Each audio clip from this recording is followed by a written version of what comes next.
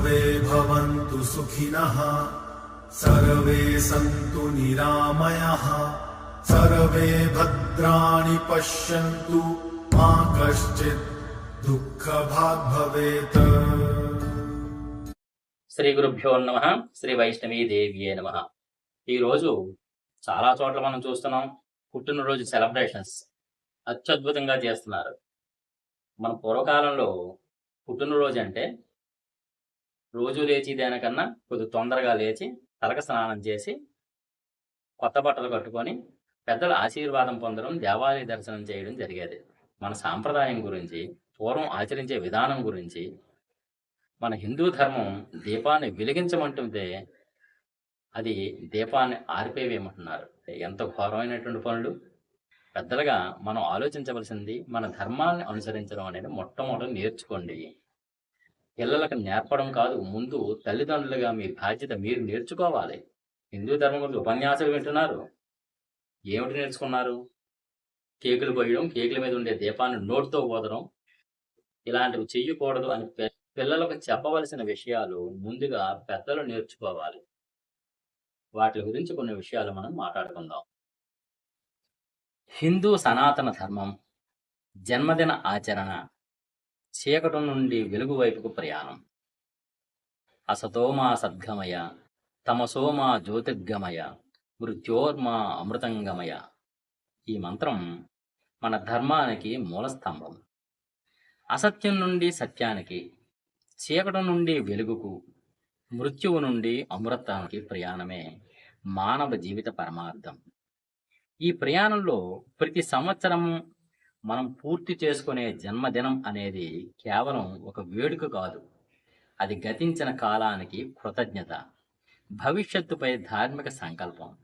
కానీ దురదృష్టవశాత్తు నేటి సమాజంలో మన జన్మదిన ఆచరణ స్వధర్మాన్ని వీడి అన్యధర్మాన్ని అనుకరిస్తూ ముందు కొనసాగుతోంది.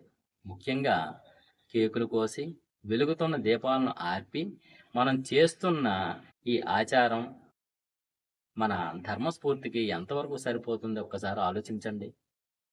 సనాతన ధర్మశాస్త్రాలు జన్మదినాన్ని ఒక పవిత్రమైన గండంగా పరిగణిస్తాయి.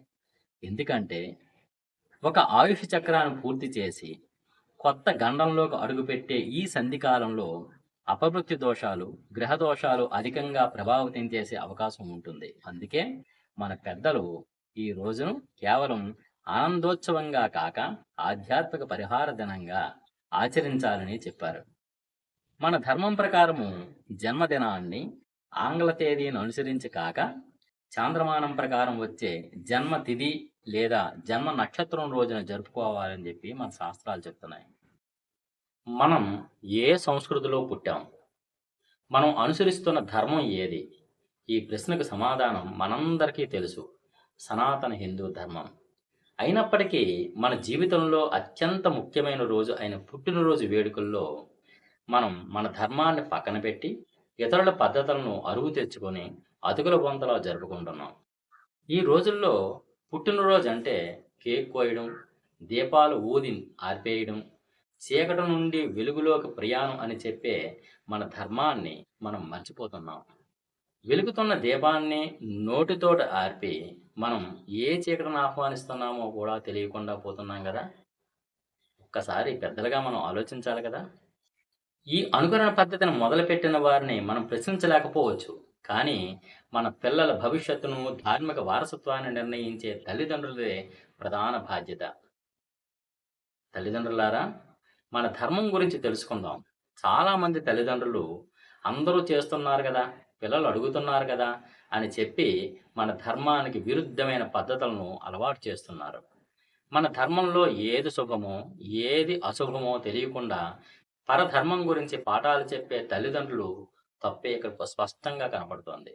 మీరు గుర్తుంచుకోవలసిన ముఖ్య విషయం ఏమిటంటే, మన పుట్టినరోజు వేడుకలు ఎప్పుడూ వెలుగును, ఆయుష్ను, ఆశీర్వాదాన్ని పెంచేలా ఉండాలని చెప్పి ధర్మశాస్త్రాలు చెప్పాయి. దీపం అంటే దైవం. మన ధర్మంలో దీపం అనేది అగ్నిదేవుని స్వరూపం, పరమాత్మ అంశం. దీపం వెలిగిస్తేనే మన ఇల్లు శుభ్రమవుతుంది. అలాంటి పవిత్రమైన దీపాన్ని నోటితో ఊది ఆర్పివేయడం అనేది అశుభం కదా, అపచారం కదా. మన వెలుగును పెంచాలి, ఆర్పివేయకూడదు. పుట్టినరోజు అంటే గండం, మన పెద్దలు చెప్పిన మాట. పుట్టినరోజు ఒక గండంగా భావించి ఆయుర్వృద్ధి కోసం ప్రత్యేకంగా ఆరాధన చేయాలని చెప్పారు. ఒక సంవత్సరం సవ్యంగా గడిచినందుకు దేవుడికి కృతజ్ఞత చెప్పే రోజు. మన పుట్టినరోజున మన పద్ధతిలో జరుపుకుందాం. మన పిల్లలకు మన ధర్మ గొప్పతనాన్ని, దాని వెనుక ఉన్న శాస్త్రీయ కారణాలను తెలియజెప్పండి. కేకు, కొవ్వొత్తుల బదులు మొట్టమొదటిది పెద్దల ఆశీర్వాదం. అత్యంత విలువైనది. పుట్టినరోజున మీ పిల్లల చేత తప్పనిసరిగా మీ కాళ్ళకు నమస్కరింప చేయండి. వారి ఆయుష్ పెరగడానికి మీరు మనస్ఫూర్తిగా ఈ దీవెన చెప్పండి. అందుకే మన వాళ్ళు చెప్పారు, శతమానం భవసి తదాయుష్ పురుషేంద్రియే ఆయుషితేంద్రియే ప్రతిష్టతి. నీకు 100 ఏళ్ళు గౌరవం, 100 ఏళ్ళు ఆయుష్, 100 ఏళ్ళు బలం లభించుగాక అని చెప్పి పెద్దల ఆశీర్వాదం కావాలి. అకాల మరణ భయం పోవాలంటే చిరంజీవులు స్మరణ చేయాలి. పిల్లల చేత 7 చిరంజీవులు, సప్త చిరంజీవులు, వాళ్ళ గురించి మనం మాట్లాడుకోవాలి.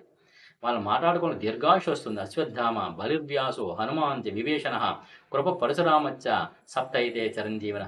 అశ్వత్థామ, బలి, వ్యాసుడు, హనుమంతుడు, విభీషణుడు, కృపాచార్యుడు, పరశురాముడు, ఈ 7 చిరంజీవులు. వీరిని తలుచుకుంటేనే ఆయుష్ పెరుగుతుందని చెప్పారు. ఇంకా మూడోది దానం, ధర్మం నేర్పించడం. పుట్టినరోజున దేవుడి గుడికి వెళ్ళి అన్నదానం చేయించడం, లేదా పేద పిల్లలకు చదువుకు కావాల్సినటువంటి వస్తువులు దానం చేయడం, దీనివల్ల వారికి సామాజిక బాధ్యత మరియు దానగుణం అనేది అలవడతాయి. ఇంకా మన పుట్టినరోజు మన ధర్మం చెప్పినట్లుగా శుద్ధి, స్మరణ, సంకల్పంతో కూడుకున్నది ఉండాలని చెప్పారు. దీపాలు నోటితో ఆర్పి చీకటిని పెంచే ఆచారాలను పక్కన పెట్టి వెలుగుతున్న దీపాలకు నమస్కరించి మన పెద్దల దీవెనలతో మన ధర్మాన్ని గౌరవించే విధంగా మన పుట్టినరోజు వేడుకలు జరుపుకుందాం. మన పిల్లలకు మన ధర్మాన్ని నేర్పించే బాధ్యత మనదే. అప్పుడే వారు నిజమైన భారతీయ సంస్కృతి వారసులవుతారు. ఇంతకుముందు మనం చర్చించుకున్నట్లుగా ఈ వెర్రి పోకడల్లో అత్యంత ప్రమాదకరమైన, అశాస్త్రీయమైన అంశం దీపం నోటితో ఆర్పడం. మన ధర్మంలో దీపం ఆయుష్కు, వెలుగుకు, జ్ఞానానికి ప్రతీక. మనం దేవుడిని తమసోమా జ్యోతిర్గమయ, చీకటి నుండి వెలుగుకు నడిపించు అని ప్రార్థిస్తున్నాం. అలాంటిది పుట్టినరోజున వెలిగే దీపాన్ని ఊది ఆర్పడం అంటే ఏమైనా బాగుందా? మనం మనస్ఫూర్తిగా చీకటిని, మృత్యువుని ఆహ్వానించినట్లే. హిందూ ధర్మం పుట్టినరోజును వెలుగును పెంచే రోజుగా చెబితే, ఈ ఆధునిక పోకడ వెలుగును ఆర్పి మృత్యువును తెచ్చుకునే దారి చూపిస్తోంది. తల్లిదండ్రులదే ప్రధాన బాధ్యత దీంట్లో. ఈ దురదృష్టకర సంఘటనకు మూల కారణం ఎక్కడో బయట లేదు, మన ఇంట్లోనే ఉంది. తల్లిదండ్రులుగా మనం మన పిల్లలకు పుట్టినరోజు అంటే కేవలం పార్టీ కాదు, ఆశీర్వాదం అని చెప్పడంలో విఫలమయ్యాం. మన ధర్మంలో పుట్టిన వ్యక్తి మన ధర్మం యొక్క విలువలు తెలియక పరధర్మాన్ని గొప్పగా భావించడం, దాన్ని గుడ్డిగా అనుకరించడం అనేది తల్లిదండ్రులుగా మనం నేర్పిన తప్పుల పాఠం. మన సప్త చిరంజీవుల శ్లోకమును, ఆయుర్వృద్ధి మంత్రమును నేర్పే బదులు హ్యాపీ బర్త్డే అంటూ వెర్రిపోకడలు ప్రోత్సహిస్తున్నాం. మనం వెంటనే మేలుకోవాలి. మన పిల్లల ఆయుష్ కోల్పోయే పనులు చేయకుండా ఆయుష్ను పెంచుకునే పనులు చేసేలా మనం మార్గనిర్దేశకం చేయాలి. మన పుట్టినరోజు వేడుకను కేవలం ఆధ్యాత్మిక శక్తిని పెంచే రోజుగా మార్చుకుందాం. దీపం ఆర్పే అనాచారానికి బదులు మరింత వెలుగును వెలిగించేలాగా పెద్దల దీవెనలు తీసుకుందాం.